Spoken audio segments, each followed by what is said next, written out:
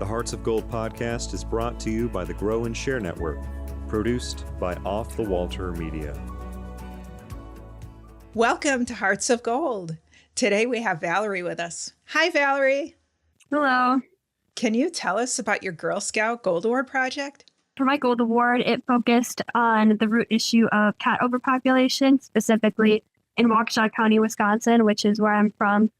And so my local Humane Society called HAWS, they have an ongoing program called Project Guardian, where people in the community can trap stray, also known as like feral cats. And so they will then bring them into HAWS to be spayed and neutered for free, and then they'll be sent home with cat shelters so the cat can heal, and then also kind of just have a place to come back to throughout its life, just for shelter. And so I made 2 of those cat houses and dropped them up at HAWS, and then for the education portion, I made a video presentation that just talked about cat overpopulation as a whole, the causes, so which would be breeding in the wild causing more cats to be out there. Also, the effects, so that's like overcrowded shelters, having to euthanize the cats, and it also affects the wildlife too in our area because the cats will prey on those animals, and then just how people can help, so like adopting or being part of a project like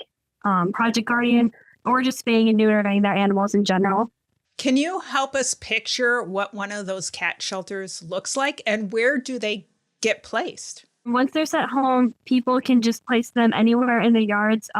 They can look like a bunch of different things. Online, I'll kind of show examples from the HAWS website. We did them out of wood. So it's just like a wooden shelter with like a little doorway, kind of like a doggy door you can picture. And then we just had the roof kind of like opening up on a hinge. We put little like stuff on top of the roof. But you could also do it out of even just like a plastic bin or something, and you could put different things in there to make the cat comfortable, like straw or hay and things like that. But we just wanted to make sure, especially that it was very weather resistant. So the cat, if it was raining or cold, the cat wouldn't, be hurting from that. What prompted this project for you? So I knew I really wanted to do my Gold Award on something with animals because I've just always loved animals and the environment. And so my dad and I have actually volunteered at HAWS, the Humane Society, before. And so we got to like socialize the animals. So we basically just got to play with like kittens and all that stuff. And that was really fun. So I already had a standing connection with the Humane Society. And so when doing my Gold Award, I just reached out to the volunteer coordinator and I was like, hey, are there any, issues going on either in Waukesha or just in general with animals that needs to be addressed or you guys are trying to address? And then that's when she sent me the Project Guardian. And how does the public enroll in Project Guardian? I don't know their standards now, but I believe you can just come into HAWS and say, here's what we're doing. We have a cat or 2 that they've captured on their lawn. And then, yes, it's open to anyone who wants to come in because HAWS is a no euthanization shelter. So they really prioritize projects like that. When you were talking to HAWS about things that they needed, projects that they could see, were there other options that you decided not to go with? It was kind of the only project that I'm sure there are other things going on, but that was the main one. And that was the thing too, when I started my project, I really did not realize how widespread of an issue that was, not only in our community, but just across the United States. Like there are millions and millions of stray cats and also dogs and other animals too. But I just did not realize how widespread the issue was. So it was exciting to be able to start on a project that kind of affected Waukesha, but also like all over the United States. Especially when we're talking about our junior bronze candidates and our middle school silver candidates, our cadets. Animals are often a topic that so many of the Girl Scouts are interested in. We don't see as many projects at the Gold Award level. I'm interested in how you accomplished some of the pieces that are specific to the Gold Award, like measurability and sustainability, that make it harder to do these kinds of projects at that Gold Award level. Yeah, you're absolutely right, because you can't always measure, the impact on a cat. And so HAWS in general, they do have statistics just about their project, about since they started it, just euthanizations, and also just the population in our area has gone down. So you can see those stats. That was a thing too, where I really had to work with my project advisor about how like we could really like, hey, spread the education and everything. And so that was actually one of the problems that I ran into, because I was originally wanting to, so my project was kind of at like the end of COVID. And so I originally wanted to go into HAWS, and because they hold a bunch of classes. And so I originally wanted to go in there, get in front of a group of people and talk about the project. And that too, you can even see more of the impact when you're seeing their faces and everything. But just because it was still the end of COVID, they weren't holding as many classes. The class schedule was really unpredictable. So then I did end up doing the video presentation, which has been distributed by HAWS through their blog and everything. But yes, just because keeping people anonymous, we were like trying to see, hey, can we see where these cat shelters actually went? And we can't, but we do know that they have been used. Can you tell us more about your video, how you determined what to have in it, what your process was with the video, what you learned? I, again, wanted to hit the big pillars just of the causes and the effects and everything. And so when putting on the video presentation, I definitely am not the most tech savvy person. So I think that could have been another part of my project where I enlisted someone as part of my team to help with the tech aspect, but I did want to make it more interactive. So it wasn't, people would just click on the presentation and had to read a bunch of different things. And so I kind of intermixed more statistics on the written part. And then it was kind of just me standing by my shelters and just kind of doing a more interactive explanation of that. Who was on your team and how did they help you? My project, it spanned over about a year and a half, like 2 years. So I did go through the hands of a couple project advisors, but my last one was Sumalina.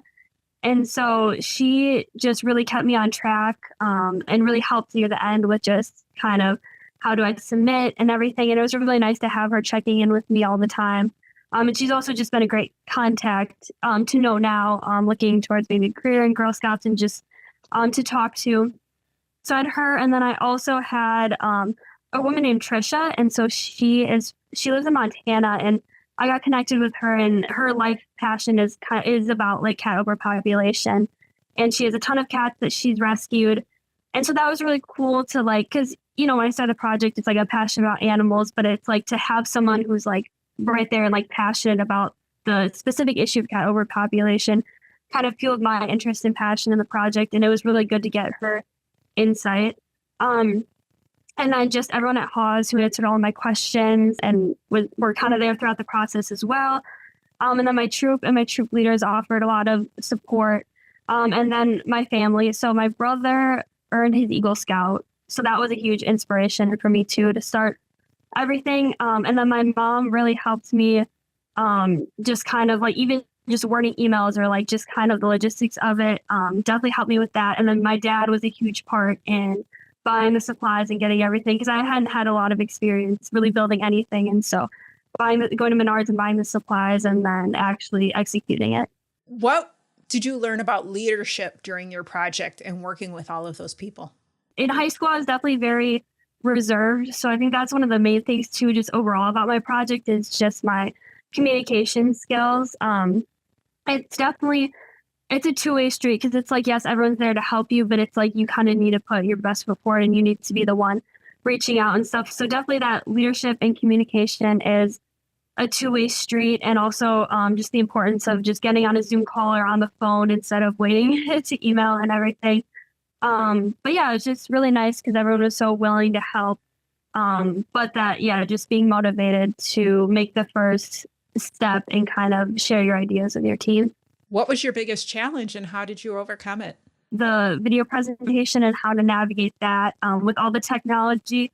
Looking back, definitely should have enlisted someone on my team to help with that. Make it a little more higher quality, but I do hope that the message got out fully. And then also time, which I feel like is kind of a basic answer, but it was true. Like I was like, oh, I have so much time, and then it's like, oh, but school came up, oh, and then this came up. So yeah, I think definitely just pushing through it, because I didn't have so I started like sophomore year, and then I ended it kind of end of junior year. So yeah, definitely just time management, which has helped me a lot in college, and just prioritizing.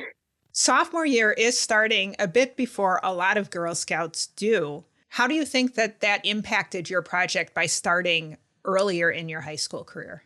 It was good to get to start it early, now kind of looking at my whole process. But I do think if I did start it later, I would have been able to probably prioritize it more and kind of say, okay, I want to get it done. And like this year, so like if I started at the start of my senior year or something, you'd be like, okay, I have a year to do it. But I think it taught me a lot, again, getting all those communication skills right off the bat in sophomore year. So it did take me a little bit longer, but I feel like I learned more. But from a time aspect, yeah, if I started senior year, I'm like, okay, I have a year. I probably could have used a lot of different skills, like, okay, or like planning skills, like, okay, let me plan out my year and stuff like that. But I am glad that I started it sophomore year, so I had the amount of time to learn everything, and also just get more passionate about the project and like learn about cat overpopulation. I'm curious with that answer, because not what I was expecting. Are you in general somebody who works better with shorter time frames? Is that something that maybe is why you think senior year might have been better for you?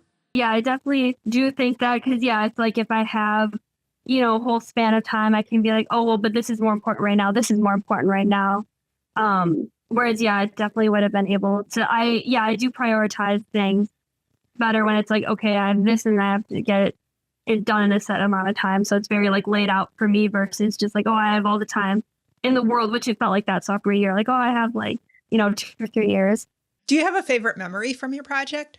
Of course, just like dropping off the shelters and be like, all right, here you go. Like, we did it. But I think, I learned a lot throughout all my process. Definitely my favorite memories were like having my troop come and help like build the wooden shelters with me, and learning those kinds of skills, and just doing that with my dad, and also having it being like a tangible thing I can do. It was really cool to kind of see that come together. So I would say definitely the building, and just even throughout the process too, just talking to like my friends about what I'm doing, or like telling them, and just kind of more like sharing about like the Gold Award in general.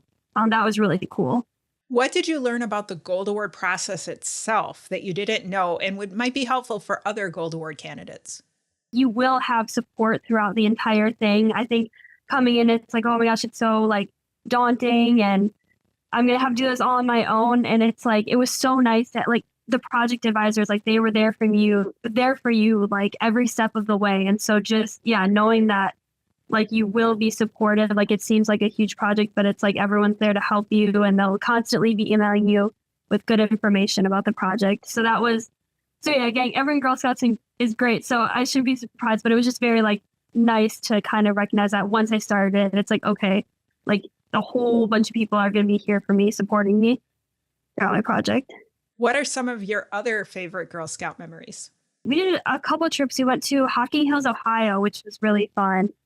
So that's a lot of like hiking, a lot of zip lining. So that was kind of our big trip. But just being in the Milwaukee area, we've had a lot of cool experiences. Like we did Maker Fair downtown, and so we were making like little trinkets for fairy gardens. And so we went there as a troop and kind of taught people how to do that. And we also had another opportunity downtown to be in it was like a girls in STEM, women in STEM Girl Scout event. And so my troop and we got to go down there and kind of just show girls. I think we were building different like Lego things at our station. But yeah, it's been really cool to be in the Milwaukee area and get those opportunities too. And then my troop and we still go back to Camp Alice Chester, which is really fun. So we still return as alumni volunteers to help out. So camp is definitely a favorite Girl Scout memory.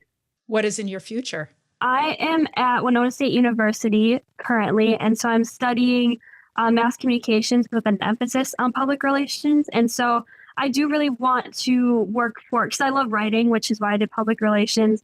And I do really want to work for a business or company organization that really just helps the community. So News Station or even Girl Scouts is something I've really been looking at, just because I really, with writing and everything, I really just want to help impact like my community. What else would you like to share with the audience? I would just tell like Girl Scouts to just do it, just stick with it. It's so much fun. Like I look back and I'm just so glad that I've done Girl Scouts and all that it's given me. And also that you do have time to do the Gold Award and to stay in Girl Scouts. And it's just such a good experience. And so, yeah, just do it. And again, like I said before, like people are going to be there for you at your Gold Award, like every step of the way. How do you make your s'mores?